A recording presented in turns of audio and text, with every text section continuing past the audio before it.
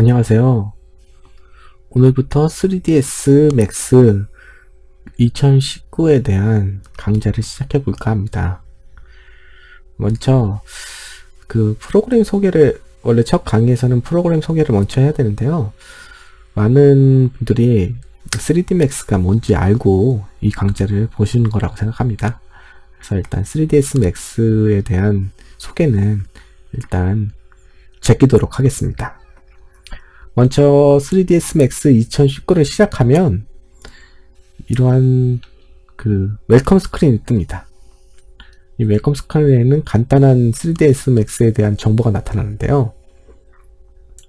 맨 처음에는 소개 동영상, 그리고 3ds Max에 대한 인터페이스 설명, 그리고 내비게이션 관련 정보, SM 라이브러리, 그리고 3ds Max 인터랙티브, 헬프 메뉴 등의 기능이 포함되어 있습니다.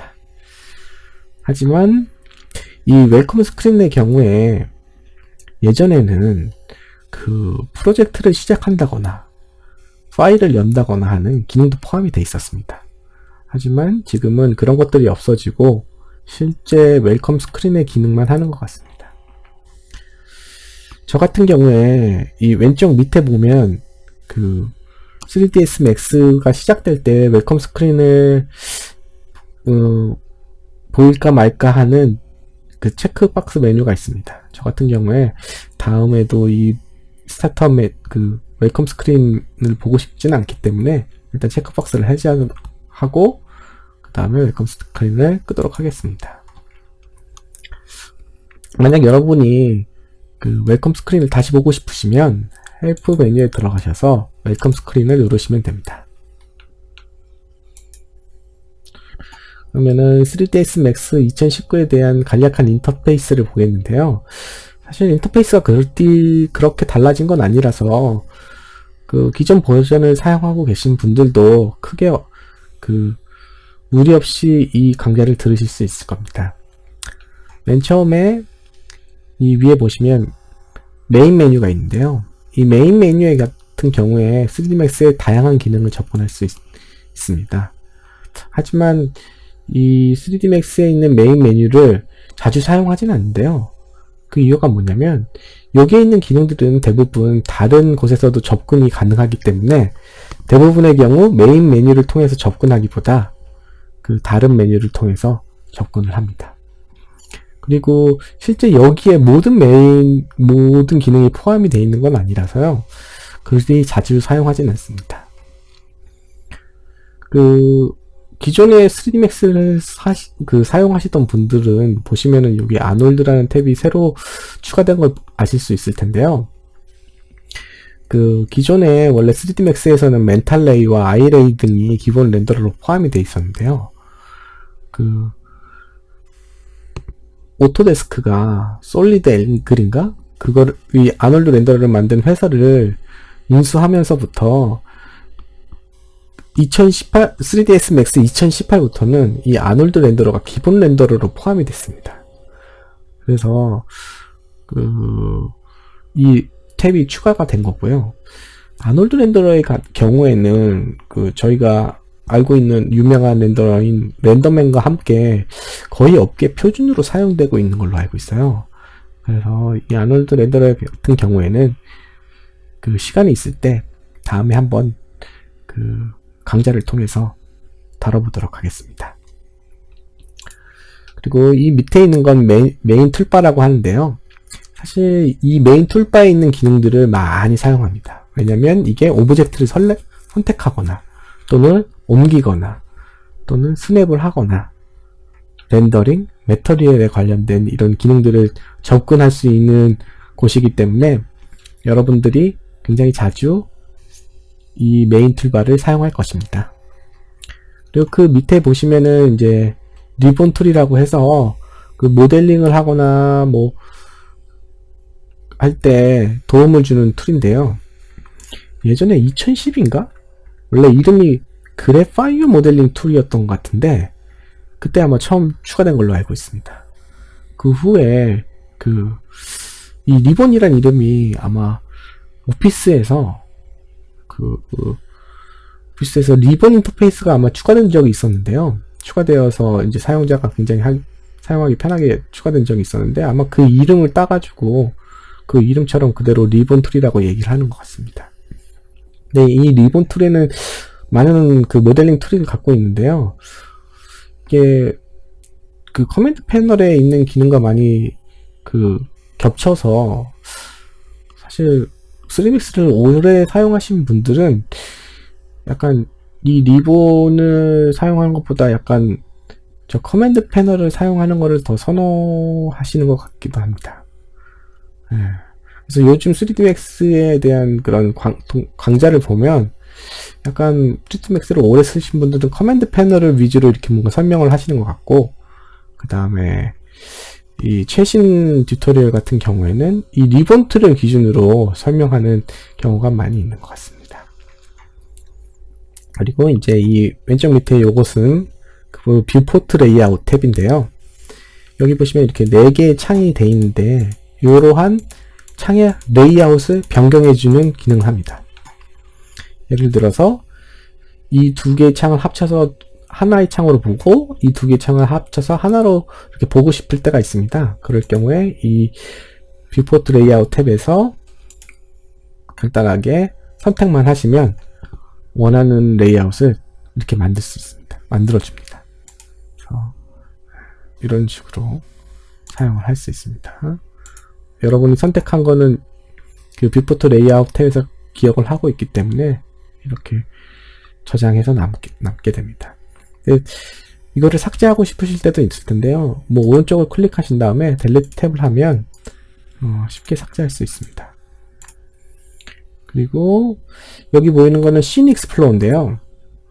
이 씬 익스플로어 같은 경우에는 저희가 지금은 되게 단순한 작업만을 하기 때문에 오브젝트들이 별로 없지만, 굉장히 큰 씬을 작업한다거나 할 때는 복잡한 많은 오브젝트를 갖게 되거든요. 그 경우에는 이 뷰포트에서 직접 일일이 하나를 선택하기가 굉장히 힘듭니다. 그 경우에는 이 씬 익스플로어를 통해서 쉽게 그 오브젝트들을 선택할 수 있고요. 여기 보시면 뭐 필터 기능들이 굉장히 많아서 프리즈를 한다거나, 또는 필터 기능을 해서 원하는 그 오브젝트만 보게 할 수 있는 기능들이 있습니다. 그래서 나중에 아까 말씀드린 대로 씬의 오브젝트들이 굉장히 많을 때는 이 씬 익스플로어를 통해서 사용하시면 굉장히 편합니다. 그리고 여기 보이는 거는 뷰포트라고 하는데요. 사실 그 뷰포트라는 거는 저희가 3D 스페이스 상에 있는 오브젝트들을 저희가 눈으로 볼 수 있는 2D의 좌표축으로 해주는 창이라고 생각하면 됩니다. 이게 말이 굉장히 어려운데요. 그러니까 뭐 그냥 어떻게 보면 카메라를 통해서 현실을 보듯이 뭔가 가상의 세계를 가상의 카메라를 통해 이렇게 보여주는 창이라고 생각하시면 됩니다. 그리고 이 오른쪽에 보시면은 커맨드 패널이 있는데요. 이 커맨드 패널이 실질적으로 굉장히 많이 사용하는 거기 때문에 여러분들이 자주 접하시게 될 겁니다.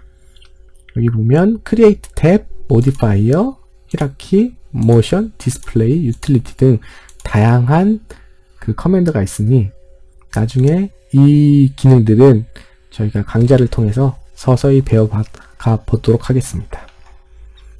그리고 이 밑에 있는 건 타임슬라인인데요. 이 트랙바에 표시되는 프레임의 특정 프레임을 자기가 원하는 대로 갈 수가 있습니다. 이것들을 드래그 해서 원하시는 프레임을 갈 수가 있습니다. 밑에 있는 건 트랙바라서 이 애니메이션에서 저희가 갖고 있는 프레임의 개수와 현재 상태를 표현해 줍니다. 그리고 이 왼쪽 밑에는 그 간단한 맥스 스크립트 창과 그리고 스테이터스 에러 메시지 창이 있습니다. 요즘에는 맥스 스크립트도 있지만 파이썬도 새로 추가된 걸로 알고 있습니다. 뭐 추가된 지 조금 꽤 됐죠. 그래서 여러분들이 쉽게 스크립트를 작성하고요. 그리고 여기 보이시는 건 아이솔레이트 툴, 그 다음에 락 툴 등이 있습니다. 이것들은 나중에 이제 오브젝트를 셀렉트하는 방법을 배울 텐데요. 그때 아마 다루도록 할 거고요. 그리고 이 밑에 있는 이 것들은 저희가 오브젝트를 옮기거나 회전을 하거나 스케일을 할 때 특정 수치값을 입력할 수 있는 창입니다. 그래서 이 부분도 나중에 이제 오브젝트를 다룰 때 직접 볼 수 있게 될 것입니다. 그리고 이 밑에 있는 거는 실제 이제 프레임을 컨트롤하는 타임을 컨트롤하는 창인데요. 예를 들면 이거를 누르면 이제 프레임의 맨 끝으로 갈 수 있는 거고요. 네, 원하시는 프레임으로 이렇게 이동도 가능하고 그 다음에 이런 식으로 타임 컨트롤을 할 수 있는 부분입니다. 요 밑에는 이제 원하시는 프레임으로 바로 입력해서 갈 수도 있는 것이고요. 그리고 여기에 있는 것은 이것도 애니메이션에 관련된 그 버튼들인데요. 나중에 이제 지금은 모르시겠지만 이 키프레임을 만들거나 하는 기능들을 포함하고 있습니다. 그리고 이 오른쪽에는 저희가 보는 뷰포트에 있는 카메라를 제어하는 기능들이라고 보시면 됩니다. 그래서 뷰포트 내비게이션 컨트롤을 하는 부분입니다. 그래서 여러분들이 뭐 확대를 하거나 축소를 한다거나 하는 기능들을 할 수 있는 그런 버튼들입니다. 그래서 간략하게 3ds max에 대한 인터페이스는 아마 이 정도면 이해가 되실 거라 생각하고요. 제가 작업을 진행하기 전에 맨 처음에 제가 생각하기에 그냥 잘 사용하지 않는, 지금은 뭐 별로 필요 없다고 생각되어지는 그런 툴들을 좀 없애보도록 하겠습니다. 보시면은 이것도 없애는 방법이 되게 다양한데요. 여러분들이 이제 이 메인 툴바에서 오른쪽을 클릭하시면 이렇게 팝업장이 뜹니다. 여기서 이제 체크박스 메뉴에서 저희가 사용하지 않는 메뉴를 체크하는 방법도 있고요. 그 다음에 커스터마이즈에 보시면은 Show UI에서 이렇게 사용하지 않는 툴들을 해제할 수 있는 그 메뉴가 있습니다.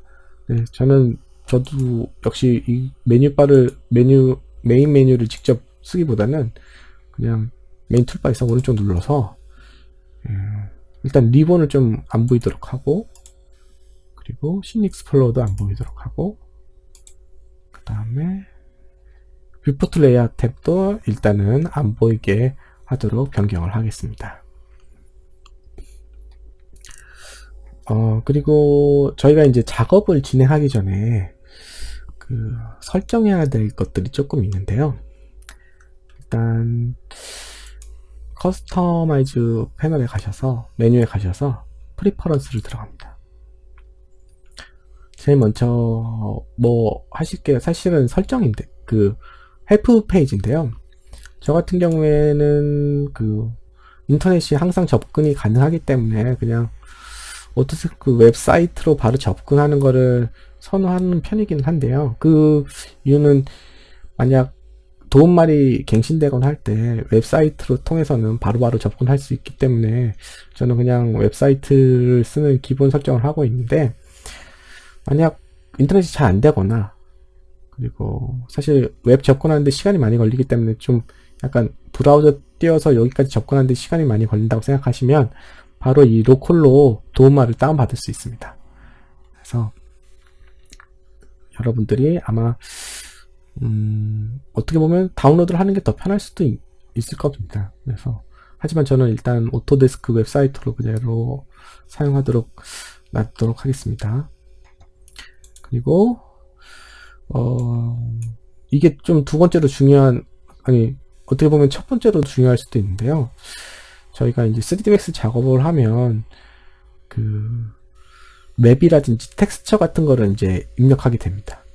근데 그것들이 저장될 때 절대 경로로 저장이 되거든요.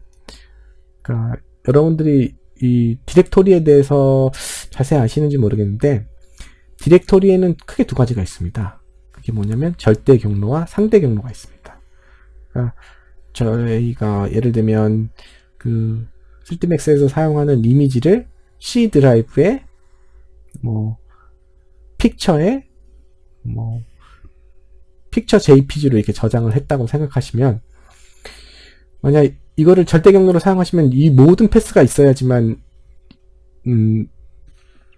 이것들을 읽을 수가 있습니다. 근데 상내 경로로 만약 저장을 하면 프로젝트 폴더까지만 그 저장을 하게 되는 겁니다. 그래서 여러분들이 여기서 폴더를 만들어서 그것들을 뭐 D 드라이브나 다른 드라이브로 옮겨도 그대로 읽을 수가 있습니다. 그렇기 때문에 그 상대 경로 지정하는 이 옵션은 반드시 켜두도록 하는 것이 좋습니다. 그 다음에 또 중요한 옵션 중에 하나가 바로 이 디스플레이 드라이브인데요. 예전부터 3ds max는 윈도우에서 사용을 했기 때문에 기본적으로 그 다이렉트 3D를 사용합니다. 그리고 보시면 여기에 보면 뷰포트 드라이버, 디스플레이 드라이버가 되게 여러 가지가 있는데요. 만약 여러분들이 사용하는 드라이버가 최신 다이렉트 3D를 지원을 안 하거나 또는 그 과거에 그 많은 기능을 지원하지 않는 과거 GPU를 사용하고 계신다면 여기서 뭐 니트로의 다이렉트 3D 9라든지 아니면은 예전 레거시를 사용하면 아마 뷰포트를 사용하실 수 있을 겁니다. 여기서 소프트웨어를 사용하면 저 GPU 가속을 전혀 사용하지 않기 때문에 굉장히 느릴 거고요. 그 레거시의 경우에는 아마 뭐 지금은 뷰포트에서 뭐 텍스처도 잘 보이고 아마 광원 효과도 굉장히 많이 나타나는 걸로 알고 있는데요. 예전에는 그런 기능들이 거의 없었습니다. 그러면서 뷰포트 엔진이 니트로로 새롭게 개발되면서 그런 뷰포트에 다양한 기능들이 들어간 거거든요. 그래서 여러분들이 아마 사용하시는 GPU가 굉장히 오래된 버전이라거나 그래서 잘 뷰포트가 보이지 않을 때는 이 드라이버를 변경해 보시는 것도 좋은 방법이라고 생각합니다. 하지만 기본적으로는 요즘 GPU는 모두 다이렉트 11하고 그 이상을 다 지원하기 때문에 기본 값을 놔두도록 하겠습니다. 그리고 이 값을 변경했을 경우에는 3ds max를 실제 재시작을 해야지만 이것이 적용되니 그 드라이버를 바꾼 다음에는 재시작을 해주시기 그 3ds max들을 재시작해 주시기 바랍니다. 그러면 네, 인터페이스와 간단한 설정은 오늘 여기까지 설명하도록 하겠습니다.